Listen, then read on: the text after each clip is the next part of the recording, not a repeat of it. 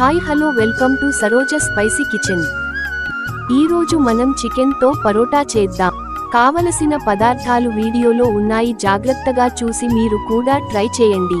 Stove పై మూకుడు పెట్టి సన్నగా తరిగిన ఉల్లిపాయలు నూనెలో వేసి చక్కగా ఫ్రై చేయాలి.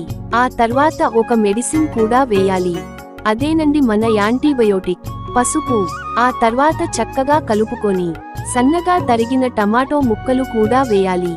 ఆ తర్వాత అల్లం వెల్లుల్లి పేస్ట్ కూడా వేసి పచ్చిమిర్చి కూడా వేసి చక్కగా వేగనివ్వాలి. ఇక అప్పుడు వేయాలండి మెత్తగా గ్రైండ్ చేసుకున్న చికెన్. తరువాత కొంచెం సాల్ట్, కారం, జీరా పౌడర్, గరం మసాలా, పెప్పర్ పౌడర్, ధనియా పౌడర్ వేసి మొత్తం కలపాలి.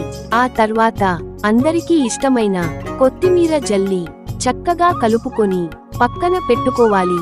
కలిపి ఉంచి పక్కన పెట్టుకున్న గోధుమ పిండి ముద్దను తీసుకొని చిన్న సైజు అప్పచ్చిలా చేసి దానిలో మనం తయారు చేసుకున్న స్టఫ్ వేసి ఉండలా చుట్టాలి.